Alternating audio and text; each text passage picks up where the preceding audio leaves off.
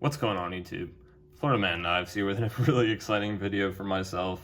I do have an unboxing and you can see I did already open the package just to make sure everything was all good. But the reason I'm so excited is because this knife right here was sent to me by a subscriber of the channel. And you know, I watch a lot of knife channels on YouTube and they're always reviewing different knives that have been sent to them for review. And I just am so excited that this has happened to me. You know, this is, again, the first knife I'm going to be reviewing on the channel that was sent to me by a subscriber. So you know who you are. I just can't say thank you enough for this. They have watched some videos of mine and they know that I am very interested in this particular knife. So getting into it, I did already, as I said, open it up. And there it is. Oh man, I have not taken it out of the packaging all the way yet, so all right, blade centering is pretty good. Man, this is my first time actually seeing these scales in person and I like them way better than I thought I would. So all right, for those of you who do not know, okay, this is the Spyderco Ikuchi. I am super excited about trying this thing out right here. Wow. All right. Sorry, getting into it. The Spyderco Ikuchi. So this one right here is going to be a Taichung Taiwan Spyderco, as you can see. So the fit and finish is fantastic. Oh yeah. It does have a compression lock, and this one drops shut, which I will be addressing later in the video. Okay. What's really cool about the Ikuchi, there's a lot of things that are cool about the Ikuchi but I'll get into this, you know, through the video a little bit more in depth, but obviously it's going to be the overall design and how slim it is and the fact that you're getting these carbon fiber and G10 scales, a deep carry wire pocket clip, and more importantly, this really unique flipper design. So you can see it's got this sort of spin wheel right here. And to me, it reminds me of a lighter because you can open it like that with your thumb. You know, of course, you can also use your index finger. And this knife is used, so this thing is definitely broken in. It flies out of there with CPM S30V steel. And oh yeah, this thing's really sharp. I mean, this thing's razor sharp, so yeah.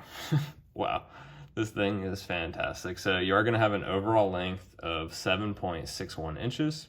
You are going to have a blade length of 3.26 inches with a cutting edge of 3.18 inches. You can see almost coming down to that handle there. Your handle length is going to be 3.35 inches, and your blade thickness on this is going to be pretty thin, 0.98 inches. So a great slicer, I would imagine, with this full flat grind. Everything I've seen and read about it, that is the case. And the weight on this guy, oh, let me grab my scale. It is slightly out of reach here. And the weight is going to be definitely very lightweight overall. I'm really excited about this thing. I've been wanting to try this for a long time. And yeah, 2.36 ounces, which is phenomenal. Again, with a cutting edge of 3.18 inches and a blade length of 3.26 inches. To compare it to a few other models out there before I get into the really cool attributes of this Spyderco Ikuchi, you do have, of course, the Spyderco Para 3, which is going to be definitely smaller, both in overall size and blade length. You do have the Paramilitary 2, which is going to be larger in the overall length, but the actual cutting edge is actually, let me check that. Hold on a minute. Yeah, your cutting edge is definitely longer on the Ikuchi. So there you go. That's a pretty interesting comparison. Really cool to see that. And a couple of other Spydercos to compare it to, and then I'll show some other models from some other brands. Of course, you've got the Enduro 4, which definitely has a longer cutting edge. And then the Delica 4 is going to be smaller in every aspect, but pretty similar in overall length. And you can see that this definitely would be a great EDC size and a great gentleman's carry knife too. That is what has always interested me for this knife. It looks like it would be fantastic to carry around in the office, and it's also just very sleek. Very nice looking, again, with the G10 and carbon fiber. And so let me get into some of the cool details on this knife. So as I said, you are going to have carbon fiber layered over G10 here with a good texture. It feels pretty similar to regular G10, maybe a little bit more smooth. And it does have this almost Persian style blade shape right here, which I think looks fantastic and definitely, is going to be great for EDC purposes. I also do appreciate that it's not a full Persian style, which will be a lot easier to sharpen this way and should be just a little bit, more sturdy as far as the tip goes. It is also named the Ikuchi, that is Ikuchi, after a mythical Japanese sea monster, which is just a neat, fun fact about this. You are going to have skeletonized full stainless steel liners. You can see right there, the skeletonization particularly on this side, and then this other side right here does of course have the compression lock in it. Again, deep carry wire pocket clip, full flat grind, and this one is going to be for sure the CQI version. So that's going to be the constant quality improvement from Spyderco, which they do introduce both subtly and sometimes they do announce it depending on the knife from time to time. So, a couple attributes of that is they will say that their CQI is incorporated when they will introduce a new version of a knife, let's say going from the military to the paramilitary 2, or in a more subtle way, they'll do it with something like the upgraded pivot bushing system, like they did in the Kapara. The original Spyderco Kapara actually did not drop shut. I'm not sure about the Ikuchi. I think the Ikuchi still was all right, but it definitely was not this way.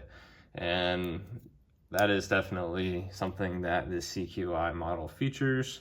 And then I also did want to note that they dropped the blade in a little bit further down into the handle here. Some people had complained that you could potentially, if you really tried, get your finger caught on the tip of that. And, if I really stuck my finger in there, I can, I can catch my skin just barely. But you're never going to do that getting the knife in and out of the pocket. Even if it's going to be left or right hand carry, it's just, that's not a complaint on this knife. And this knife is designed by Paul Alexander. You can see his little maker's mark there. And he's got a couple of other really unique knives, and he likes to use different locking mechanisms. He uses the stop lock on one of his knives.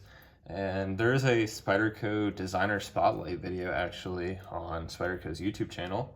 So I definitely encourage you to check that out if you're curious about his designs and kind of his mindset behind each knife design in particular. He is a pretty unique guy, and he actually has a PhD in mechanical engineering. So he definitely likes to, as I said, look at the different locking mechanisms and how to incorporate them in a generally more unconventional knife design. And if you watch my channel, I'm a Spyderco fanboy through and through with every model, but I definitely do like some of the more unconventional designs out there. It just catches the eye, and I don't know, as long as they're functional, I usually will be a fan of them. So a couple of other things, that are definitely unique with this. You can see you've got this trademark Spidey hole that he did want to incorporate. So obviously it's on the blade, but they did throw that into the handle scales and liners, of course. So some people have complained about that, but I personally think it's a really cool attribute. As you can see, when it's fully closed, it is perfectly lined up, which is no surprise, this being a Taichung Taiwan factory knife, of course. In my opinion, they have the best quality control of all the Spyderco factories, but again, that is just my opinion. One of the things with this knife that's completely different from his other designs is that he wanted to get the blade fully nested in the liners of the handles. If you look at all of his other designs, you know, they're gonna be definitely exposed, and they'll generally have a 4-finger choil and the blade will dip down. And this one just completely strays from that. And, you know, he was really excited about that because it is completely different from his other designs, as I said. And he wanted it to be perfect in the pocket, a more elegant piece, and he wanted it to be, you know, really slim and really have, you know, no flipper tab. So his mechanical engineering came into play there. You know, as I said, he wanted it to be as slim in the pocket as possible, basically. And, you know, one gripe with flippers, if you're not familiar, let me grab a different one. I've only got a couple flippers right now, and one I'm going to compare to directly, but this one's going to better exemplify what I'm trying to say. The Boker Mermaid, but anyways, you see this flipper tab, so when you put it in your pocket, in this case it's going to be tipped down. It doesn't really matter as much, but if you're doing tip up, you go to stick your hand in, you're going to hit that flipper tab. It's just not really enjoyable. And this thing right here, I mean, you could wear this with dress pants. That is just really cool. I love the jimping on this flipper wheel. You know, some people have said it might tear your fingers up a little. I don't know. I suppose if you're just going to be opening it and closing it over and over and over again, fidgeting just with one knife. But fortunately, I'm lucky enough to have enough knives to where I can fidget with many different models from different companies, which kind of leads me to a couple of comparisons I want to make. So, you know, this knife was designed around the compression lock, which is definitely very unique. You know, really difficult to do in such a slim model. And, you know, one thing that I've always thought would be a great comparison is the zero tolerance 0460. Unfortunately, this model has been discontinued, but you can still get them. They are on sale actually on various different knife retailers. And I've been really curious to get both of these in hand at the same time, because the 0460 is one of my all-time favorite EDC knives for sure.